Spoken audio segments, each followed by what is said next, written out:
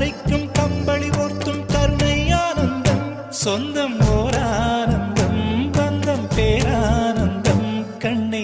உன் விழியா பிறர் கழுதா